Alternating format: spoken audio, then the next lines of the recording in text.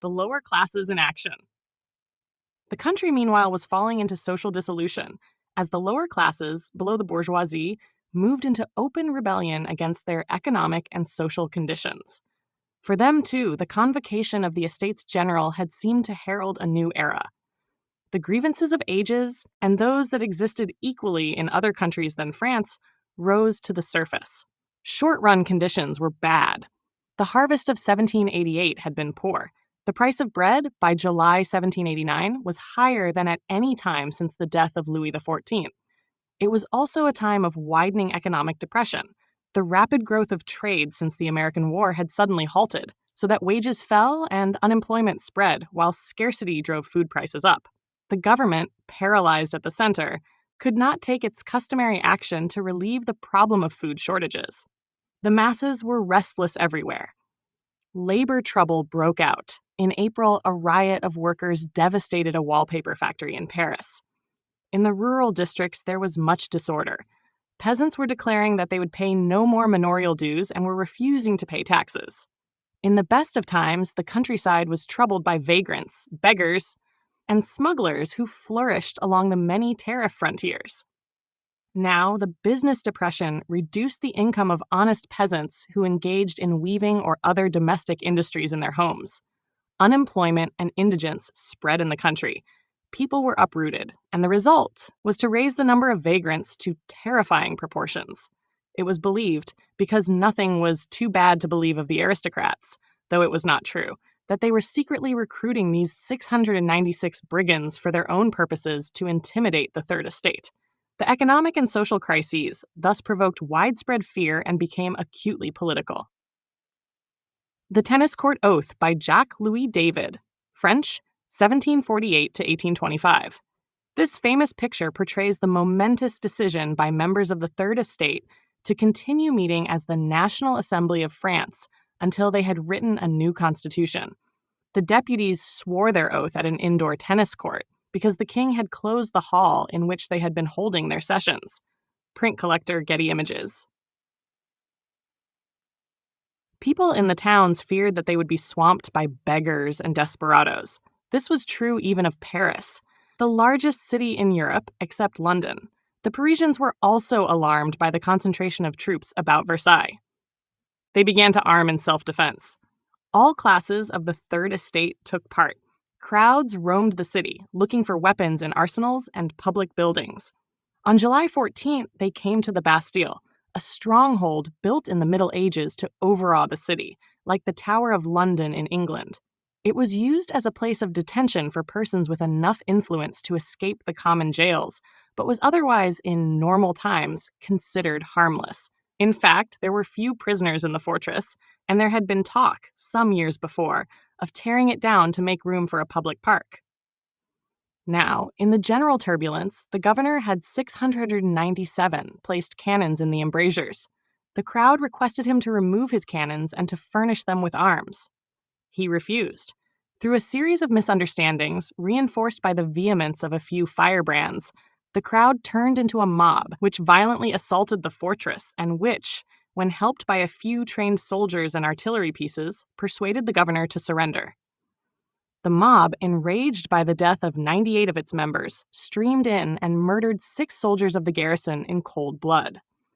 The governor was also murdered while under escort to the town hall. A few other officials met the same fate.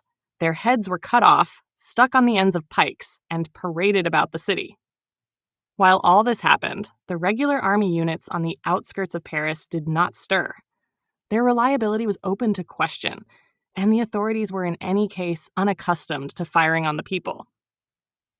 Storming of the Bastille. First, the capture of the Bastille, though not so intended, had the effect of saving the assembly at Versailles. The king, not knowing what to do, accepted the new situation in Paris. He recognized a citizens' committee, which had formed there, as the new municipal government. He sent away the troops that he had summoned and commanded the recalcitrants among nobles and clergy to join in the National Assembly. In Paris and other cities, a new National Guard was established to keep order. The Assembly appointed the Marquis de Lafayette, who had returned from the American Revolution as the hero of 2 worlds, to command the guard in Paris. For insignia, Lafayette combined the colors of the city of Paris, red and blue, with the white of the House of Bourbon. The French tricolor, emblem of the Revolution and the new sovereign nation, thus originated in this symbolic fusion of the old and new. In the rural districts, matters went from bad to worse. Vague insecurity rose to the proportions of a general panic in the Great Fear of 1789, which spread over the country late in July in the wake of travelers, postal couriers, and others. The cry was relayed from point to point that the brigands were coming. Peasants, armed to protect their homes and crops, 698 and mobilized by shared fears of imagined dangers, turned their attention to the manor houses, burning them in some cases, and in others, simply destroying the manorial archives in which fees and dues were recorded. The Great Fear became part of a general agrarian insurrection, in which peasants, far from being motivated simply by wild alarms, knew perfectly well what they were doing. They intended to destroy the manorial regime by force. The Great Fear of 1789. The initial reforms of the National Assembly. The Assembly at Versailles could restore social order only by meeting the demands of the peasants. But to wipe out all manorial payments would deprive the landed aristocracy of much of its income, and many bourgeois also owned manors. There was thus much perplexity as the new assembly considered possible responses to the rural upheaval. A small group of deputies prepared a surprise move in the assembly, choosing an evening session from which many would be absent. Hence came the Night of Les, August 4th.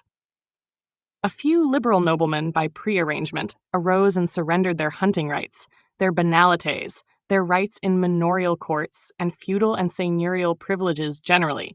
What was left of serfdom and all personal servitude was declared ended. Tithes were abolished.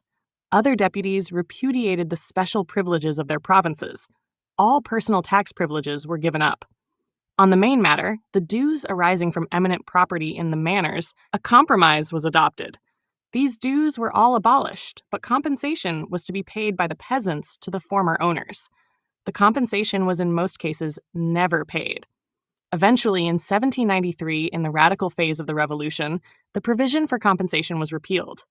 In the end, French peasant landowners rid themselves of their manorial obligations without cost to themselves. This was in contrast to what later happened in 699 most other countries, where peasants, when liberated from manorial obligations, either lost part of their land or were burdened with installment payments lasting many years. In a decree summarizing the resolutions of August 4th, the Assembly declared flatly that feudalism is abolished. With legal privilege replaced by legal equality, it proceeded to map the principles of the new order. On August 26, 1789, it issued the Declaration of the Rights of Man and Citizen. The capture of the Bastille, the prison fortress that became a symbol of old regime repression, marked the dramatic entry of the Parisian crowd into the rapidly evolving revolution. Violence in the streets of Paris in July 1789 saved the National Assembly from the king's intention to dissolve it. Library of Congress Prints and Photographs Division, LCUSZ 62-10833. The Declaration of 1789 consisted of 17 articles that affirmed the general principles of the new state, which were essentially the rule of law, the equality of individual citizenship, and the collective national sovereignty of the people. Men are born and remain, declared Article 1, free and equal in rights. Man's natural rights were held to be liberty, property, security, and resistance to oppression. Freedom of thought and religion was guaranteed. No one might be arrested or punished except by process of law. All persons were declared eligible for any public office for 700 which they met the requirements. Liberty was defined as the freedom to do anything not injurious to others, which in turn was to be determined only by law. Law must fall equally upon all persons. Law was the expression of the general will, to be made by all citizens or their representatives. The only sovereign was the nation itself, and all public officials and armed forces acted only in its name. Taxes might be raised only by common consent. All public servants were accountable for their conduct in office, and the powers of government were to be separated among different branches. Finally, the state might, for public purposes and under law, confiscate the property of private persons, but only with fair compensation. The Declaration, printed in thousands of leaflets, pamphlets, and books, read aloud in public places, or framed and hung on walls, became the catechism of the Revolution in France. When translated into other languages, it soon carried the same message to all of Europe. Thomas Paine's book, The Rights of Man, published in 1791 to defend the French Revolution, gave the phrase a powerful impact in English. The Declaration of the Rights of Man and Citizen. Although women gained some new rights during the French Revolution, they were denied the right to vote or to hold public office, and women's political clubs were eventually disbanded. Olympe de Gouges, who is portrayed here in a later engraving, 701 challenged such exclusions in her Declaration of the Rights of Woman, 1791, and other writings, thereby provoking strong opposition from revolutionary leaders. She was charged with sedition and put to death during the Terror in 1793. Keene Collection, Getty Images. The rights of man had become a motto or watchword for potentially revolutionary ideas well before 1789. The thinkers of the Enlightenment had used it, and during the American Revolution, even Alexander Hamilton had spoken of the sacred rights of man with enthusiasm. Man, in this sense, was meant to apply abstractly to the rights of all people, regardless of nationality, race, or sex.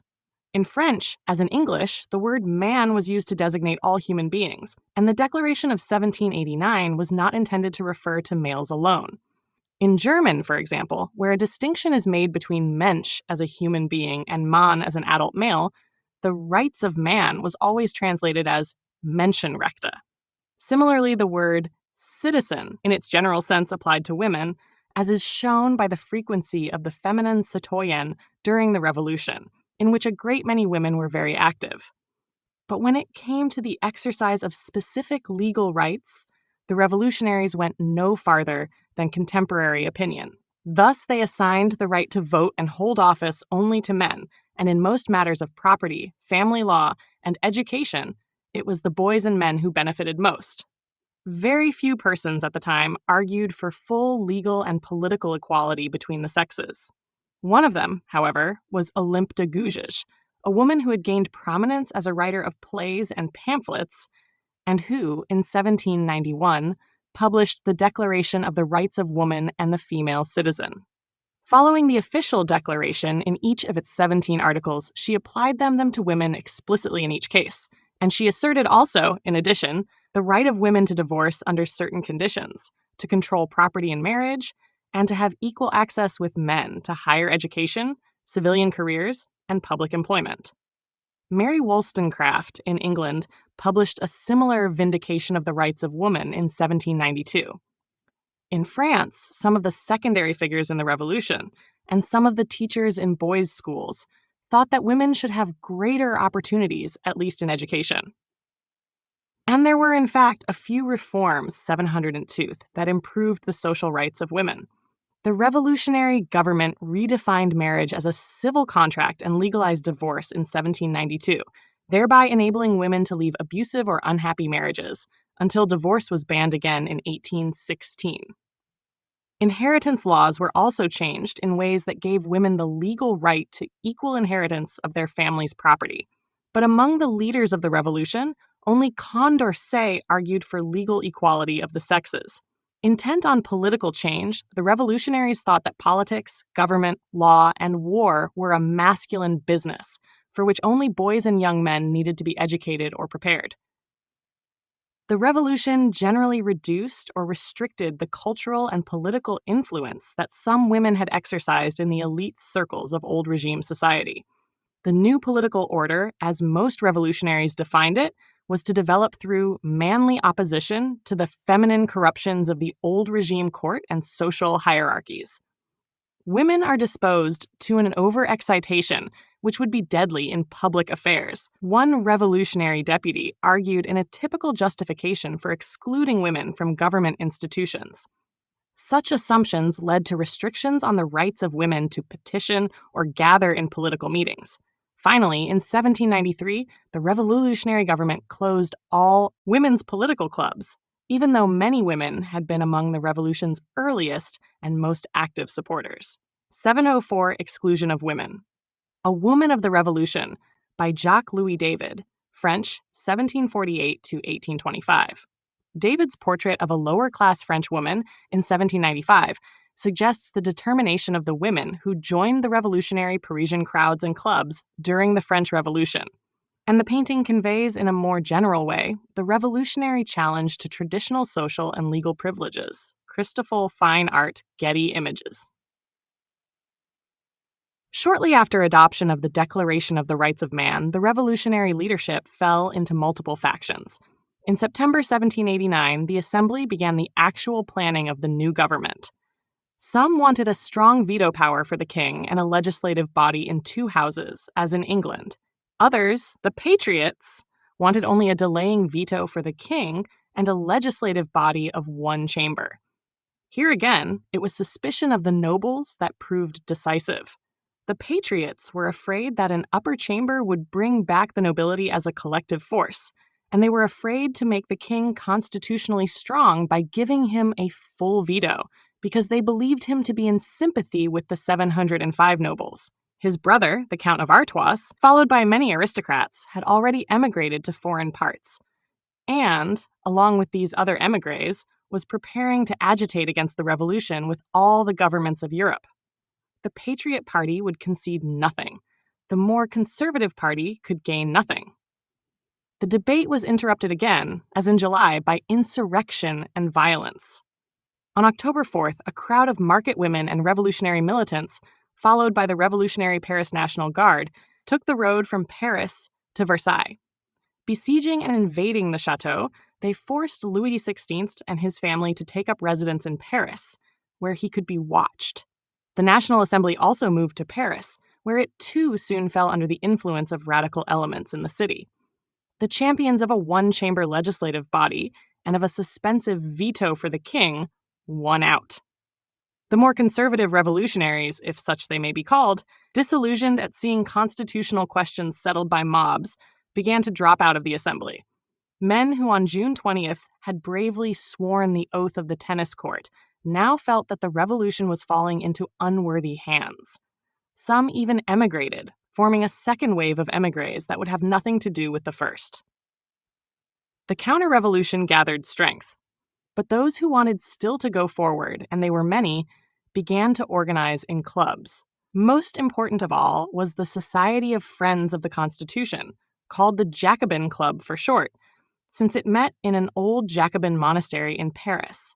The dues were at first so high that only wealthier persons could belong. The dues were later lowered, but never enough to include people of the poorest classes, who therefore formed clubs of their own.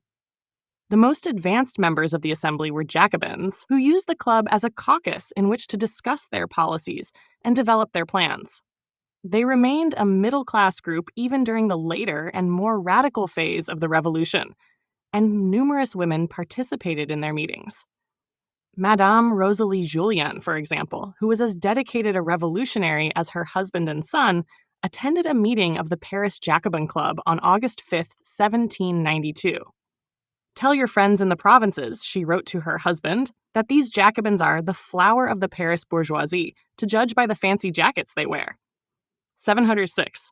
There were also 200 or 300 women present, dressed as if for the theater, who made an impression by their proud attitude and forceful speech. The Jacobins' constitutional changes. In the 2 years from October 1789 to September 1791, the National Assembly, or the Constituent Assembly, as it had come to be called because it was preparing a constitution, continued its work of simultaneously governing the country, devising a written constitution, and destroying in detail the institutions of the old regime. The Assembly soon discarded most of the political and legal institutions that had governed French affairs for centuries: the old monarchical ministries, the organization of government bureaus, the taxes and tax exemptions, the private ownership of government positions, the titles of nobility, the parliaments, the hundreds of regional systems of law, the internal tariffs, the provinces, and the urban municipalities. Contemporaries such as Edmund Burke were appalled at the thoroughness with which the French seemed determined to eradicate their national institutions. Why, asked Burke, should the French fanatics cut to pieces the living body of Normandy or Provence? The truth is that the provinces, like everything else, formed part of the whole system of special privilege and unequal rights. All had to disappear if the hope of equal citizenship under national sovereignty was to be attained. In place of the provinces, the Constituent Assembly divided France into 83 equal departments. In place of the old towns, with their quaint old magistrates, it introduced a uniform municipal organization, all towns henceforth having the same form of government, varying only according to size. All local officials, even prosecuting attorneys and tax collectors, were elected locally. Administratively, the country was decentralized in reaction against the bureaucracy of the old regime. No one outside Paris now really acted for the central government, and local communities enforced the national 707 legislation, or declined to enforce it, as they chose. This proved ruinous when war came, and although the departments created by the Constituent Assembly still exist, it became common in France after the Revolution, as it was before, to keep local officials under strong control by ministers in Paris. Under the constitution that was prepared, sometimes called the Constitution of 1791 because it went into effect at that date, the sovereign power of the nation was to be exercised by a unicameral elected assembly called the Legislative Assembly. The king was given only a suspensive veto power, by which legislation desired by the assembly could be postponed. In general, the executive branch, that is, king and ministers, was kept weak, partly in reaction against ministerial despotism, partly from a well-founded distrust of Louis XVI. In June 1791, Louis attempted to escape from the kingdom, join with émigré noblemen abroad, and seek help from foreign powers. He left behind him a written message in which he explicitly repudiated the revolution. Arrested at Varennes in eastern France, he was brought back to Paris and forced to accept his status as a constitutional monarch. The hostile attitude of Louis XVI greatly disoriented the revolution, for it made impossible the creation of a strong executive power and left the country to be ruled by a debating society, which under revolutionary conditions contained more than the usual number of hotheads. The Constitution of 1791, 708. The three men at an anvil are a noble, a cleric, and a commoner, hammering out a new constitution together. At the beginning of the Revolution, most people expected the three estates to fraternize in the redefined French nation. Editorial image provider, Getty Images. Not all this machinery of state was democratic. As noted above, women did not receive the right to vote or hold public office, and in the granting of political rights to men, the abstract principles of the Great Declaration were seriously modified for practical reasons. Because most people were illiterate, it was thought that they could have no reasonable political views, and it was assumed that persons such as domestic servants or shop assistants would merely follow the political views of their employers. The Constituent Assembly therefore distinguished in the new Constitution between active and passive citizens. Both had the same civil rights, but only active citizens had the right to vote. These active citizens chose electors on the basis of one elector for every 100 active citizens. The electors convened in the chief town of their new department, and there chose deputies to the national legislature, as well as certain local officials. Males over 25 years of age and wealthy enough to pay a small direct tax qualified as active citizens. Well over half the adult male population could so qualify. Of these, men paying a somewhat higher tax qualified as electors. Even so, almost half the adult males, 709, qualified for this role. In practice, what limited the number of available electors was that, to function as such, a man had to have enough education, interest, and leisure to attend an electoral assembly at a distance from home and remain in attendance for several days. In any case, only about 50,000 persons served as electors in 1790 to 1791 because a proportion of one for every 100 active citizens yielded that figure. Economic and cultural policies. Economic policies favored the middle rather than the lowest classes. The public debt had precipitated the revolution, but the revolutionary leaders, even the most extreme Jacobins, never disowned the debt of the old regime. The reason is that the bourgeois class, on the whole, were the people to whom the money was owed. To secure the debt and to pay current expenses of government, because tax collections had become very sporadic, the Constituent Assembly, as early as November 1789, resorted to a device by no means new in Europe, though never before used on so extensive a scale. It confiscated all the property of the church. Against this property, it issued negotiable instruments called assignats, first regarded as bonds and issued only in large denominations, later regarded as currency and issued in small bills. Holders of assignats could use them or any money to buy parcels of the former church lands. None of the confiscated land was given away. All was in fact sold, because the interest of the government was fiscal rather than social. The peasants, even when they had the money, could not easily buy land because the lands were sold at distant auctions or in large, undivided blocks. The peasants were disgruntled, though they did acquire a good deal of the former church lands through middlemen.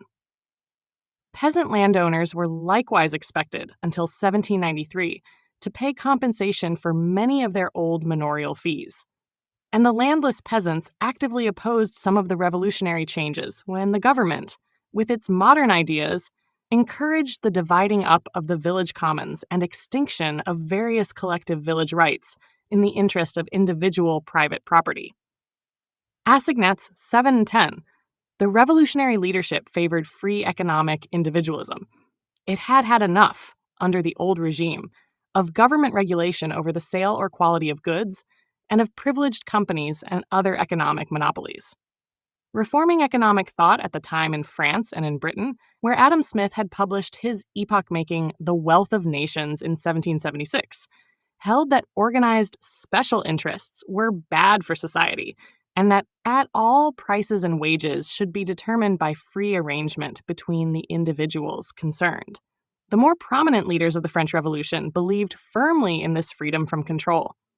The Constituent Assembly thus abolished the guilds, which were mainly monopolistic organizations of small businessmen or master craftsmen interested in keeping up prices for certain goods or services and averse to new machinery or new methods. There was also in France what we would now call an organized labor movement. Because the masterships in the guilds were practically hereditary as a form of property and privilege, the journeymen had formed their own associations or trade unions called compagnonnage. Outside the guilds, many trades were so organized. The carpenters, plasterers, paper workers, hatters, saddlers, cutlers, nailmakers, carters, tanners, locksmiths, and glassworkers. Some were organized nationally, some only locally. All these journeymen's unions had been illegal under the old regime, but they had flourished nevertheless. They collected dues and maintained officers. They often dealt collectively with the guild masters or other employers, requiring the payment of a stipulated wage or change of working conditions.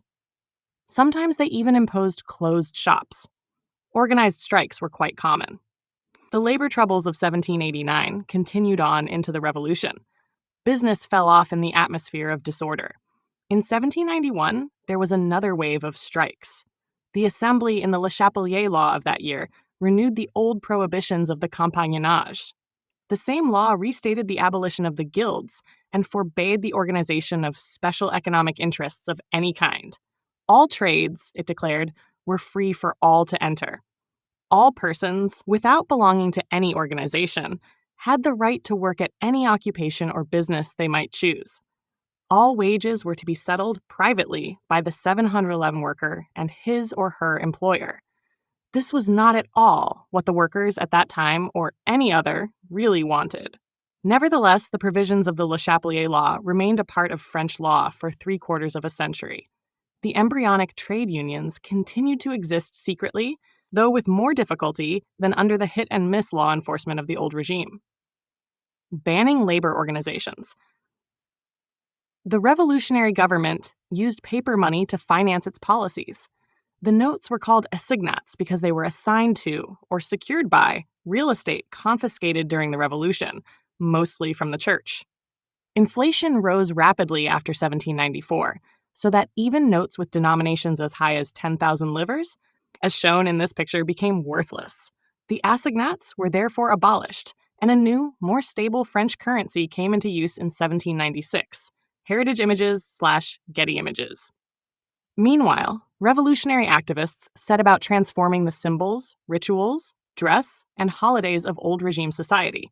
Seeking to break from the hierarchies and privileges of the past, they developed a new political culture that would be symbolized by a new tricolor flag, new forms of 712 democratic language, new clothing, new festivals, and new public monuments. The art and imagery of the traditional monarchy and church rapidly disappeared from public life.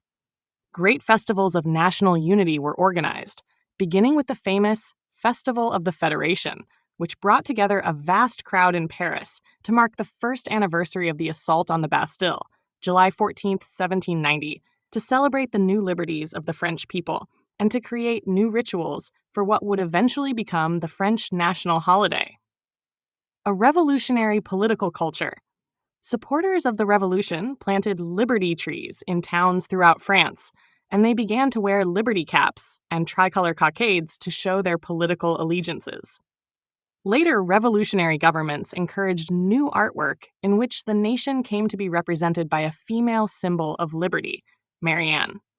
Statues of Marianne offered alternatives to traditional Catholic icons of the Virgin Mary, and gave illiterate persons new visual images by which they could understand that national sovereignty and liberty had replaced the king and church at the symbolic center of French political life. A profusion of revolutionary plays, novels, and songs conveyed the same message. By promoting the new political ideas and symbols in every sphere of daily life, the French Revolution created a new national identity and nationalized the French people through the use of cultural rituals that would later become common in other national movements of the modern world. The quarrel with the Church.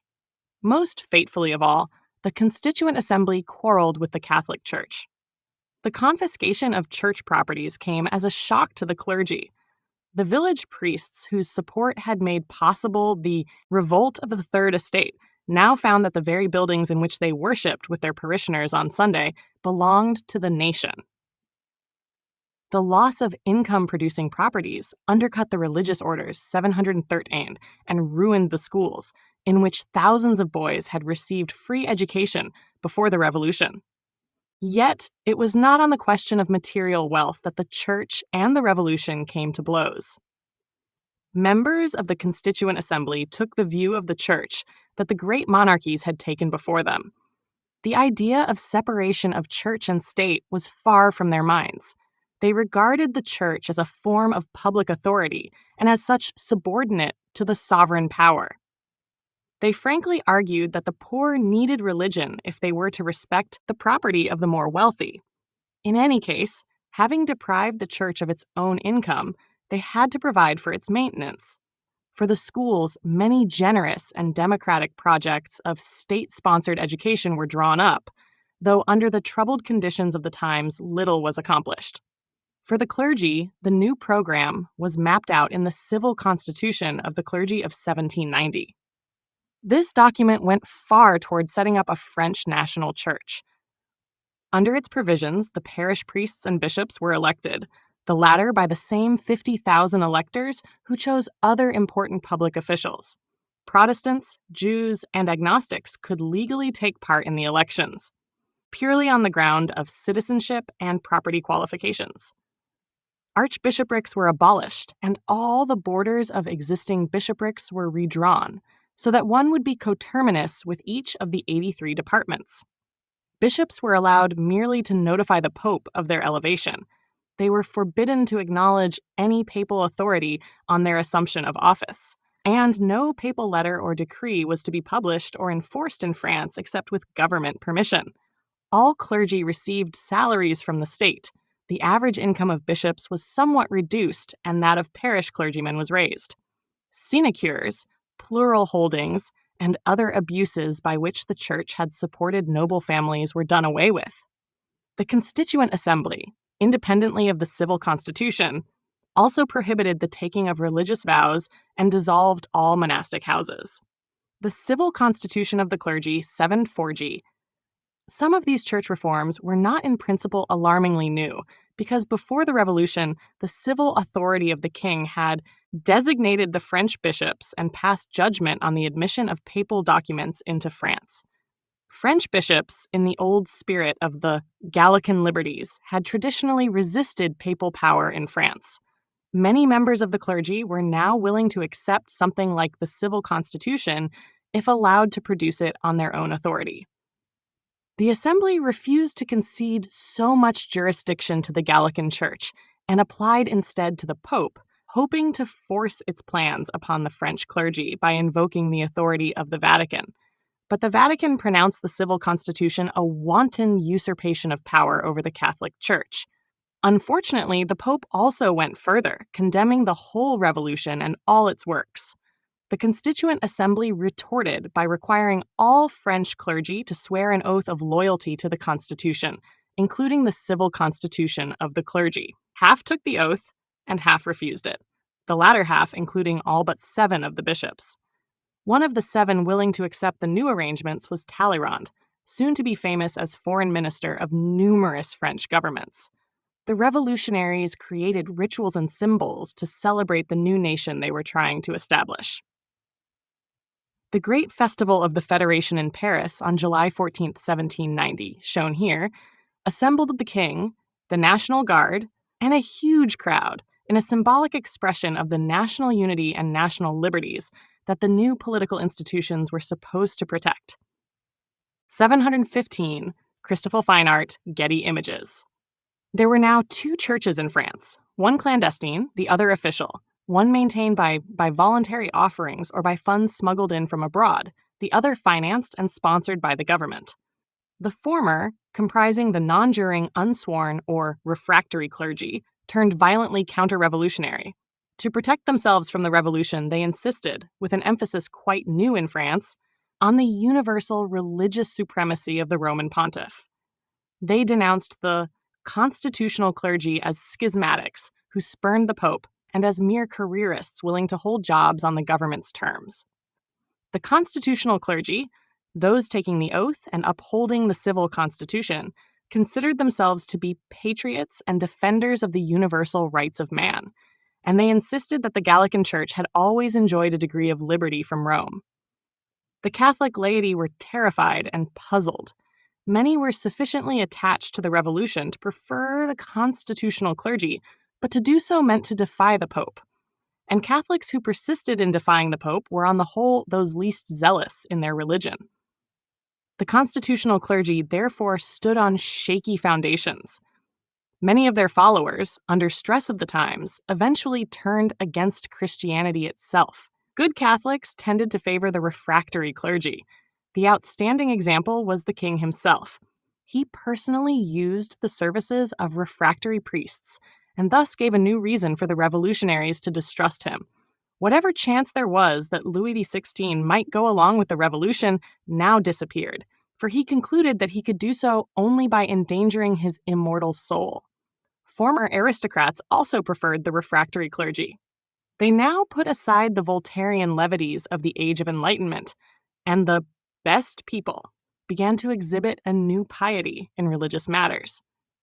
The peasants, who found little in the revolution to interest them after their own insurrection of 1789 and the consequent abolition of the manorial regime, also favored the old-fashioned or refractory clergy. Much the same was true of the urban working-class families, in which both men and women might shout against priests and yet want to be sure that their marriages were valid and their children were properly baptized. The Constituent Assembly and its 716 successors could never finally decide what to do. Sometimes they shut their eyes at the intrigues of refractory clergy, in which case the constitutional clergy then became fearful. Sometimes they hunted out and persecuted the refractories. In that case, they only stirred the passions of the most devoutly religious persons and social groups. Constitutional and refractory clergy. The civil constitution of the clergy has been called the greatest tactical blunder of the revolution. Certainly, its consequences were unfortunate in the extreme, and they spread to much of Europe. In the 19th century, the Catholic Church became officially anti-democratic and anti-liberal, and Democrats and liberals in most cases became outspokenly anti-clerical. The main beneficiary was the papacy. The French Catholic Church, which had clung for ages to its Gallican liberties, was thrown by the revolution into the arms of the Pope. These were steps in the process, leading through the proclamation of papal infallibility in 1870, by which the affairs of the modern Catholic Church became increasingly centralized at the Vatican. With the proclamation of the Constitution in September 1791, the Constituent Assembly disbanded. Before dissolving, it ruled that none of its members might sit in the forthcoming Legislative Assembly. This body was therefore made up of men who still wished to make their mark in the revolution. The new regime went into effect in October 1791. It was a constitutional monarchy in which a unicameral legislative assembly confronted a king unconverted to the new order. Designed as a permanent system for the modern governance of France and for the protection of the rights of man, it was to collapse in 10 months, in August 1792, as a result of popular insurrection 4 months after France became involved in war. A group of Jacobins, known as Girondins, for a time became the left or advanced party of the revolution, and in the Legislative Assembly, they led France into war.